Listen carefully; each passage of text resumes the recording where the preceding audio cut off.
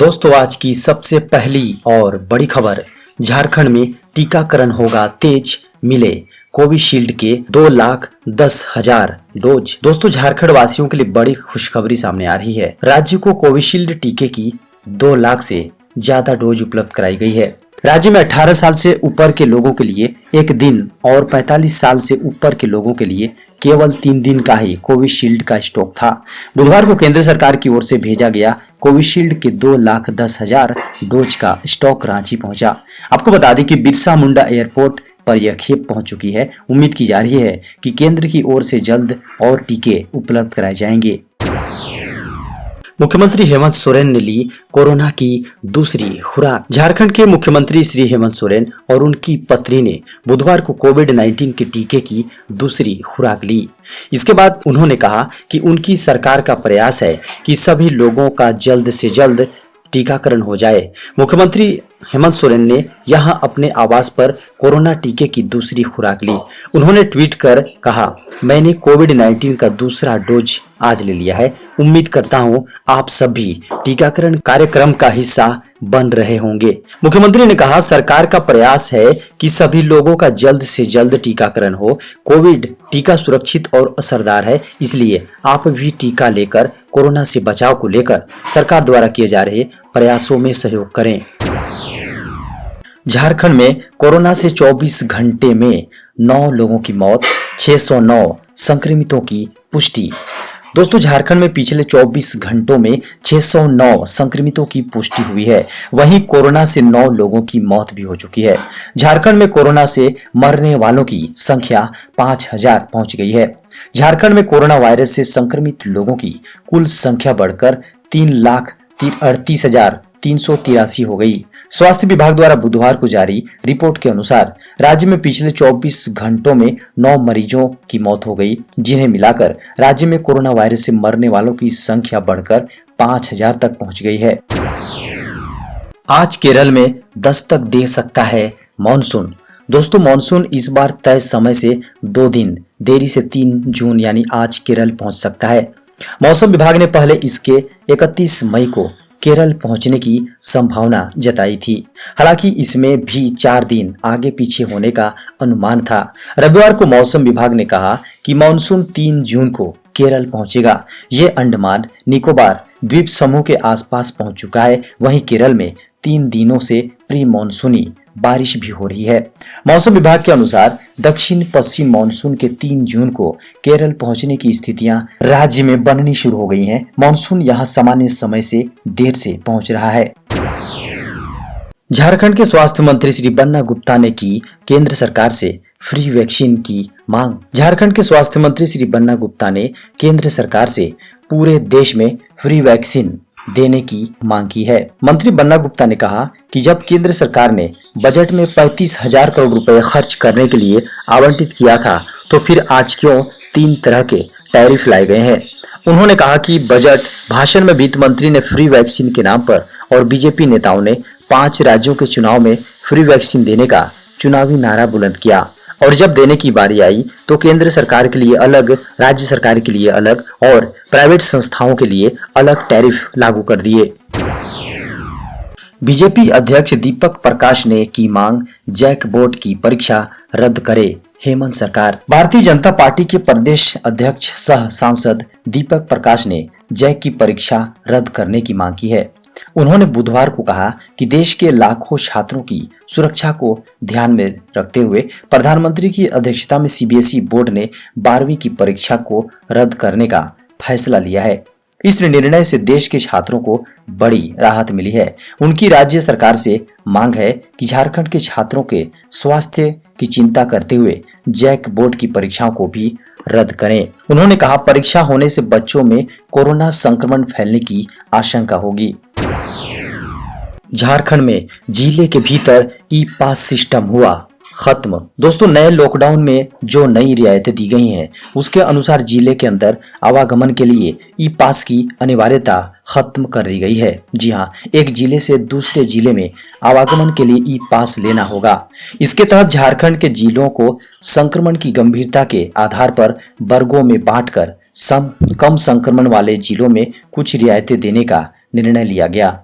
इसमें राज्य के अधिक कोरोना संक्रमण वाले रांची, जमशेदपुर, बोकारो, धनबाद, देवघर, हजारीबाग, गढ़वा, गुमला और रामगढ़ जिलों में कपड़ा, जेवर और जूता चप्पल की दुकानें छोड़ अन्य सभी दुकानें खुलेंगी। सुबह 6 बजे से दोपहर 2 बजे तक ही दुकानें खुल सकेंगी। झारखंड में पंचायत चुनाव को लेकर असमंजस बरकरार। दोस्तों, झारखंड सरकार के ग्रामीण विकास एवं पंचायती राज मंत्री आलमगीर आलम ने बताया कि पंचायत चुनाव को लेकर चुने हुए प्रतिनिधियों की समय सीमा समाप्त होने के बाद पंचायती राज के तहत 6 महीने का एक्सटेंशन दिया गया था। ये 30 जून को खत्म हो रहा है। उन्होंने कहा कि राज्य सरकार चाहती है कि त्रिस्तरीय राज कायम रहे, जो काम होता था उसी अनुरूप काम हो। भारत सरकार के गाइडलाइन के तहत एक बार के बाद दोबारा एक्सटेंशन दिया जा सकता है या नहीं, इसकी समीक्षा होगी।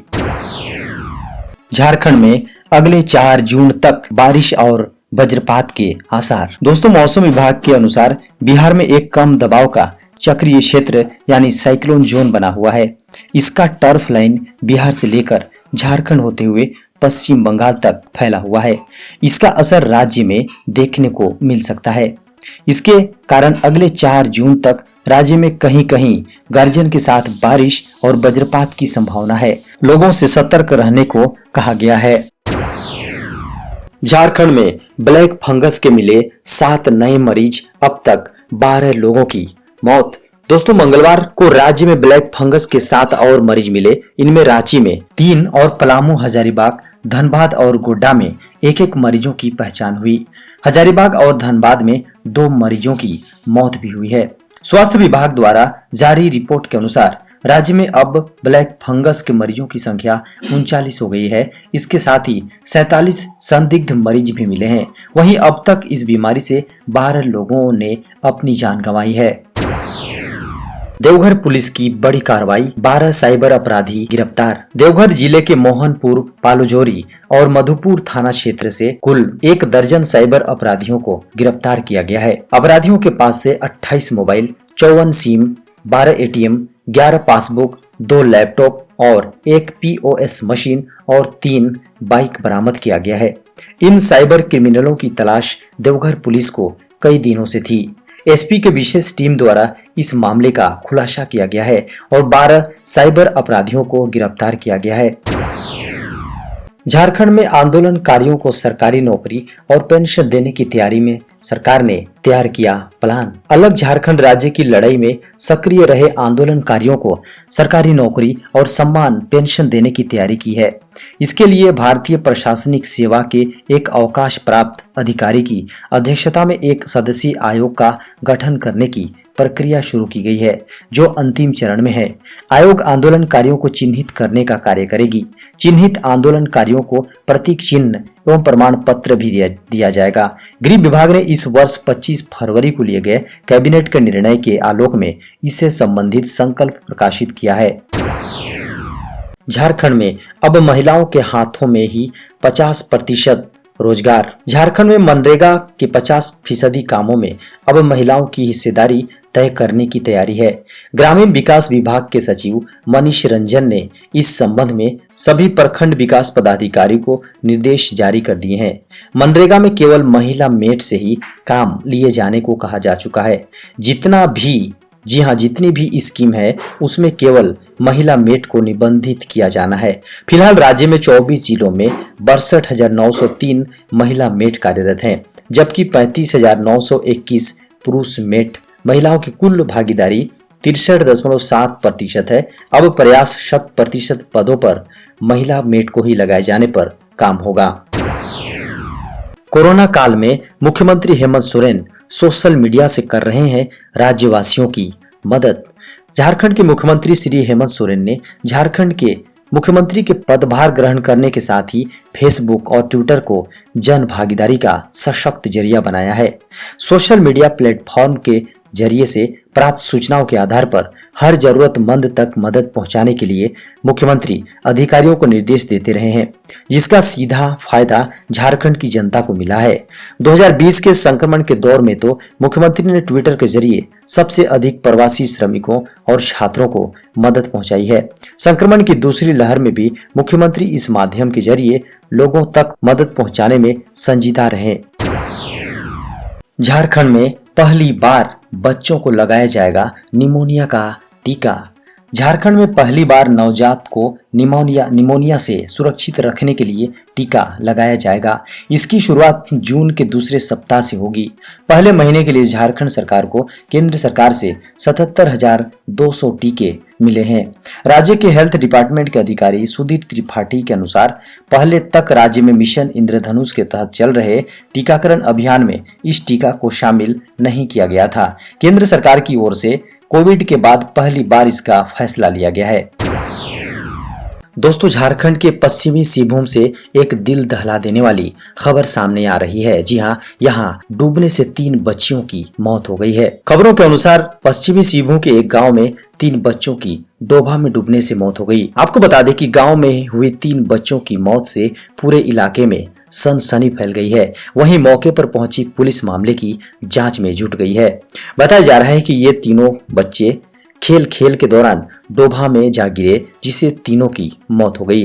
जी आपको बता दें कि डोभा में पानी अधिक होने के कारण तीनों एक दूसरे को बचाने में डूब गए और गहरे पानी में जाने से तीनों बच्चों की मौत हो गई। इस घटना के बाद परिवार में कोहराम मच गया है। पुलिस ने शव को अपने कब्जे में लेकर पोस्टमार्टम के लिए सदर अस्पताल भेज दिया है।